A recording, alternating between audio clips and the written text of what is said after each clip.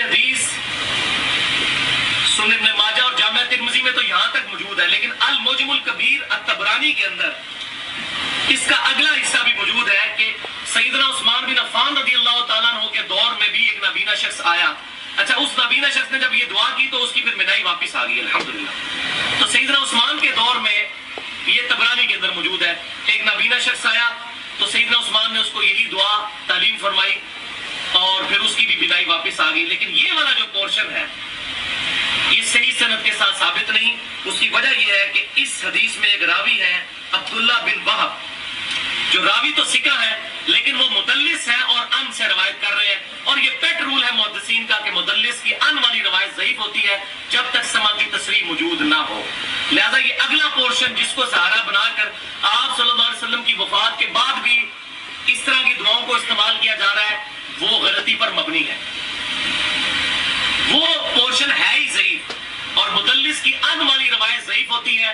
اگر کسی کو یہ مسئلہ ہضم نہیں ہوتا تو صحیح مسلم کے مقدمے میں ہی میں نے بتایا محدثین کا پیٹ رول ہے، اسی پر میری ڈیٹیل گفتگو ہے 1 گھنٹہ 25 منٹ کی، مسئلہ نمبر 36 کے نام سے ضعیف الاسناد حدیث کے فتنے کا تحقیقی جائزہ. اس میں اسی طرح کی ایک حدیث میں نے ضعیف قرار دی تھی محدثین کے اصول پر، جو مسند امام احمد میں بھی ہے اور الادب المفرد امام بخاری کی اس میں بھی ہے کہ نبی صلی اللہ علیہ وسلم نے بیان فرمایا، روایت ضعیف ہے، مطلب وہ اسی طرح ہے. اور نہ امام بخاری نے اس کو ضعیف لکھا نہ امام احمد بن حنبل نے، لیکن حدیث ضعیف ہے الادب المفرد میں، صحیح بخاری میں نہیں ہے. کہ جو شخص اپنے جاہلیت کے نسب پر فخر کرے کہ میں فلاں چودھری صاحب کا بیٹا ہوں، میرا باپ تو اتنا بڑا ایک خاندانی اس کا یہ سٹیٹس تھا، تو اس کو کہو کہ اپنے باپ کا عضو تناسل کاٹ کے اپنے منہ میں رکھ لیں، بولے اعوذ باللہ. اور یہ بات کنائے سے نہ کرنا، ڈائریکٹ کو اس کو. اب اتنی بیہودہ بات کیا آپ صلی اللہ علیہ وسلم ارشاد فرما سکتے ہیں؟ فَإِنَّكَ لَعَلَىٰ خُلُقٍ عَظِيمٍ. نبی صلی اللہ علیہ وسلم اخلاق کے بلند ترین درجے پر فائز. اور صحیح بخاری اور مسلم کی متفق علیہ حدیث کہ نبی صلی اللہ علیہ وسلم میں کنواری لڑکیوں سے بھی زیادہ شرم و حیا موجود تھی. آپ یہ بات ارشاد فرمائیں گے کہ اپنے باپ کا عضو تناسل کاٹ کے اپنے منہ میں رکھ لو؟ وَلِعَوْذُ بِاللَّهِ تعالیٰ. اس حدیث میں حسن بصری مدلس ہے، وہ ان سے روایت کر رہے ہیں. تو جس نے اس حدیث کو ٹھیک ماننا ہے طبرانی والی کو، پھر اس کو بھی صحیح مانے. بسم اللہ الرحمن الرحیم. السلام علیکم. جی دوستو، آپ نے دیکھا اور سنا کہ جس نے طبرانی والی حدیث کو صحیح ماننا ہے تو وہ اس حدیث کو بھی صحیح مانے. اور یہ تو ایسی حدیث ہے جس میں اس نے ایک اور ویڈیو میں کہا ہے کہ جو اس حدیث کو صحیح مانے گا وہ بے ایمان ہو جائے گا، چونکہ اس میں گستاخی آپ علیہ السلام کی.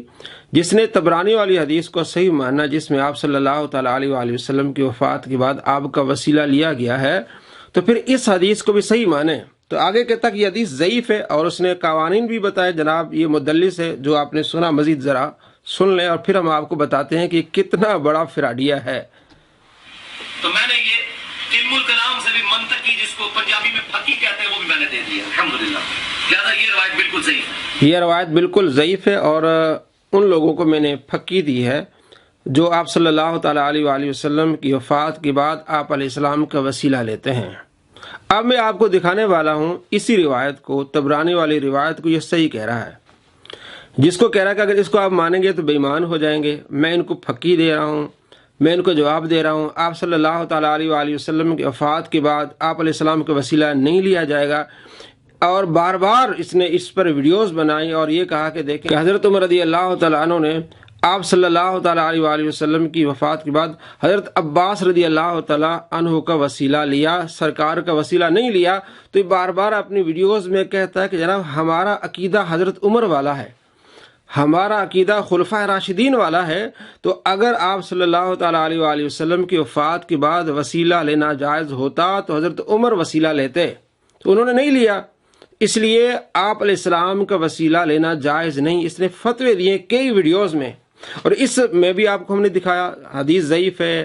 اگر کوئی طبرانی والی اس روایت کو مانے گا تو پھر وہ کیا ہو جائے گا جناب؟ بے ایمان ہو جائے گا. اور جو بھی اس نے کہا آگے دیکھیے، اسی روایت کو کہتا ہے یہ صحیح ہے، ابھی خود بے ایمان بنا اس حساب سے. اس کو سپورٹیو ایک حدیث بھی ہے جس کی صحت میں اختلاف ہے، لیکن چونکہ ایک بہت بڑے امام طبرانی جنہوں نے یہ حدیث نقل کی ہے، جی 360 ہجری، جو امام حاکم نیشا پوری کے استاد ہیں، المتوفا 405 ہجری. امام طبرانی نے کتاب لکھی الموجم الکبیر، نمبر بھی دکھا رہا ہے، یہ بھی نوٹ کیجیے گا. یہی حدیث ایک دوسری فارم میں آئی ہے. اگرچہ اہل حدیث اس میں تھوڑا اختلاف کرتے ہیں تھوڑا، لیکن امت کی اکثریت اس کی صحت کے اوپر اتفاق کرتی ہے، امام طبرانی خود بھی. میں ان بحثوں میں نہیں پڑتا، میں اس حدیث کو صحیح مانتے ہوئے بات کر رہا ہوں. میں اس حدیث کو صحیح مانتے ہوئے بات کر رہا ہوں. پہلے اس نے کیا کہا کہ حدیث ضعیف ہے.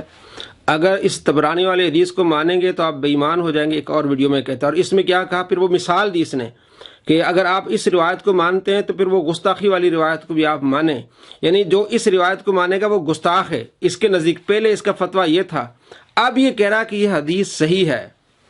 جو پہلی ویڈیوز مرزا کے چیلے دیکھ کر ہم پر فتوے لگاتے تھے شرک اور گستاخی کے، اب یہ گستاخ بنا کہ نہیں بنا.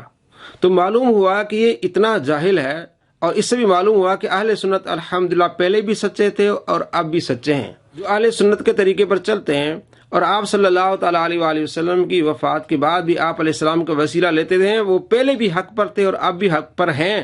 لیکن مرزا کے چیلوں کو کیا بنے گا جنہوں نے پہلے فتوے لگائے شرک کے اور گستاخی کے؟ اب وہی مرزا کہہ رہا ہے کہ یہ حدیث صحیح ہے اور اس کی آگے تفصیل بھی بیان کر رہا ہے. اس میں یہ ہے کہ سیدنا عثمان غنی رضی اللہ تعالیٰ عنہ کے دور میں ایک شخص حضرت عثمان کے پاس گیا اور کہا کہ میرا مسئلہ ہے. تو وہ اپنی حکومتی مصروفیت کی وجہ سے اس کی طرف متوجہ نہیں ہوئے. تو وہ شخص پھر سیدنا عثمان بن حنیف کے پاس آیا اور کہا کہ اس طرح حضرت عثمان تو میری بات ہی نہیں سن رہے ہیں. تو حضرت عثمان بن حنیف نے کہا کہ میں تمہیں ایک دعا سکھاتا ہوں. میں نبی اسلام کی خدمت میں موجود تھا، ایک نابینا شخص آیا تھا، اس کی بھی حاجت کا مسئلہ تھا، تو اس کو بھی دعائے حاجت نبی اسلام نے تعلیم فرمائی تھی، تو وہی دعا میں تمہیں سکھاتا ہوں. تو انہوں نے یہی والی دعا، اے اللہ میں تیرے نبی کے وسیلے سے تیری طرف متوجہ ہوتا ہوں، اور اے اللہ کے رسول میں آپ کے وسیلے سے اللہ کی طرف متوجہ ہوتا ہوں، اے اللہ میرے نبی کی شفاعت میرے حق. جی دوستو، آپ نے دیکھا اور سنا، یہ ابن ماجہ میں 1385 نمبر روایت ہے کہ ایک نابینا شخص آپ صلی اللہ تعالیٰ علیہ وآلہ وسلم کی بارگاہ میں آیا، عرض کیا رسول اللہ میرے لیے دعا کریں. تو آپ علیہ السلام نے فرمایا اگر تم صبر کرو تو بہتر ہے. آپ علیہ السلام سے عرض کرنے لگے یا رسول اللہ دعا فرمائیے. آپ علیہ السلام فرمایا جاؤ وضو کرو اور 2 رکعت نماز پڑھو، اس کے بعد یہ دعا کرو، یا اللہ میں تیرے سے سوال کرتا ہوں اور تیرے نبی کا وسیلہ مانگتا ہوں، میری اس حاجت کو پورا فرما. تو اس کی حاجت پوری ہو گئی. آپ علیہ السلام کے زمانے میں وہ گھر گیا اور اس نے وضو کیا اور اس کی آنکھیں اللہ نے لوٹا دی، یعنی بینائی اس کی واپس آ گئی. تو زمانہ گزر گیا، حضرت ابوبکر صدیق رضی اللہ تعالیٰ عنہ کا، پھر حضرت عمر فاروق رضی اللہ تعالیٰ عنہ کا، پھر حضرت عثمان غنی رضی اللہ تعالیٰ عنہ کا. عثمان غنی رضی اللہ تعالیٰ عنہ کے زمانے میں عثمان بن حنیف اس حدیث کے راوی ہیں. وہ کہتے ہیں کہ ایک شخص آیا، اس نے کہا کہ میں عثمان غنی کے پاس جاتا ہوں، میرا کام نہیں بنتا، تو آپ سفارش فرمائیں. تو آپ نے فرمایا ایسا کرو، وضو کرو، وضو کے بعد نماز پڑھو، 2 نفل پڑھو، اس کے بعد یہ دعا مانگو، یا اللہ میں تجھ سے سوال کرتا ہوں، تیرے نبی کا وسیلہ لیتا ہوں، میری حاجت پوری فرما. تو جیسے اس نے نماز پڑھی، دعا کی اور حضرت عثمان غنی رضی اللہ تعالیٰ عنہ کے پاس گیا، اس کا کام ہو گیا. پھر شکریہ ادا کرنے کے لیے پھر وہی عثمان بن حنیف کے پاس آیا. عثمان غنی خلیفہ تھے، اس راوی عثمان بن حنیف، عثمان بن حنیف کے پاس آیا شکریہ ادا کرنے کے لیے. تو آپ نے فرمایا کہ یہ میں نے آپ صلی اللہ تعالیٰ علیہ وآلہ وسلم کی مجلس سے یہ سنی تھی. آپ علیہ السلام نے ایک نابینا شخص کو یہ دعا آپ علیہ السلام نے سکھائی تھی. تو یہ وہ روایت ہے جس کو پہلے یہ ضعیف بھی کہہ رہا تھا اور کہہ رہا تھا کہ اس کو آپ مانیں گے تو آپ گستاخ ہو جائیں گے، اور یہ حدیث ضعیف بھی ہے. اور پہلے یہ کہتا تھا کہ عقیدہ بھی غلط ہے کہ آپ صلی اللہ تعالیٰ علیہ وآلہ وسلم کا وسیلہ لیا جائے آپ علیہ السلام کی وفات کے بعد. پھر حضرت عمر رضی اللہ تعالیٰ عنہ کی 1010 یہ روایت سناتا تھا بخاری سے، 1010. تو یہ روایت بہت مرتبہ اس نے سنائی ہے اور لوگوں کو گمراہ کیا ہے کہ جناب آپ صلی اللہ تعالیٰ علیہ وآلہ وسلم کا وسیلہ تو آپ لے ہی نہیں سکتے. اب کہہ رہا ہے کہ آپ لے سکتے ہیں، ساری امت نے اس کو قبول کیا ہے. امام طبرانی نے خود اس کو صحیح کہا ہے. عبداللہ بن وہاب کی جو مدلس ہونے کی بات کی، اس پر بھی ہم نے کافی ساری ویڈیوز بنائی ہیں کہ مدلسین کے کئی درجے ہیں. یہ پہلے درجے کا ہے عبداللہ بن وہاب. تو امام ابن حجر اسقلانی فرماتے ہیں پہلے یا دوسرے درجے کا اگر کوئی مدلس ہو تو اس کی روایت ضعیف نہیں ہوا کرتی. ہم نے کئی مرتبہ اس کو سمجھایا لیکن یہ نہیں سمجھا. اب یہ خود مان رہا ہے کہ جناب یہ حدیث صحیح ہے. دوستو اب آپ نے دیکھا جو اس کو فالو کرتے، غور کریں کہ جس پر یہ گستاخی کے فتوے لگاتا تھا اب اس کو مان رہا ہے تو یہ بھی گستاخ بن گیا اس لحاظ سے. جو ہم پر فتوے لگاتا تھا تو معلوم ہوا کہ اس کا علم کمپلیٹ نہیں ہے. یہ آپ کو پتہ نہیں کہاں لے جائے گا۔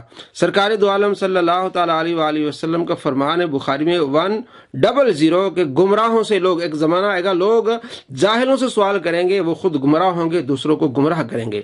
تو یہ خود مانتا ہے کہ میں عالم نہیں ہوں، میں مفتی نہیں ہوں، اور پھر یہ بہانہ بناتا جی بلغوا انی ولو آیا۔ آپ علیہ السلام نے فرمایا ایک ہی آیت اگر چاہو میری طرف سے پہنچا دو تو ہم تبلیغ کریں۔ جناب تبلیغ کرنے سے اللہ کے نبی نے منع نہیں فرمایا، تبلیغ کرنا مسلمان کا حق ہے، وہ کرے، لیکن فتویٰ نہیں دے سکتا۔ فتویٰ وہ دے گا جو اتھینٹک ہو، جس نے اس علم کو سیکھا ہو اور اس کا تجربہ ہو، وہ آ کے فتویٰ دے۔ تبلیغ تو ہر بندہ کر سکتا ہے، لیکن یہ بندہ بیٹھ کے فتوے دیتا ہے اور کہتا ہے یہ حدیث ضعیف ہے، اور جی کچھ اہل حدیث کو ضعیف کہتے ہیں۔ جناب اہل حدیث کا پکا یہ عقیدہ ہے کہ وہ نہیں مانتے اس چیز کو، آپ کا بھی پہلے عقیدہ یہ تھا، اب آپ کہتے ہیں کہ جناب صحیح بھی ہے اور میں اس کو مان بھی رہا ہوں، تو پہلے فتوے کدھر گئے؟ تو دوستوں معلوم ہوا کہ اس بیچارے کو نہیں علم، جو اس کے پیچھے جاتے ہیں جتنی بھی یہ باتیں کرتا ہے تو کل ہی مکر جائے گا۔ پھر جو چیلے ہیں جو اس کا دفاع کرتے ہیں، جناب جن باتوں پر آپ اس کا دفاع کرتے ہیں، کل اگر ان سے مکر جائے تو تمہارے پاس کیا رہے گا؟ تم تو ذلیل و خوار ہو جاؤ گے۔ اس لیے اس کے پیچھے جانے والے اکثر ذلیل و خوار ہو جائیں گے، کیونکہ اس کا کوئی ایمان عقیدہ نہیں ہے، اس کی کوئی ریسرچ نہیں ہے۔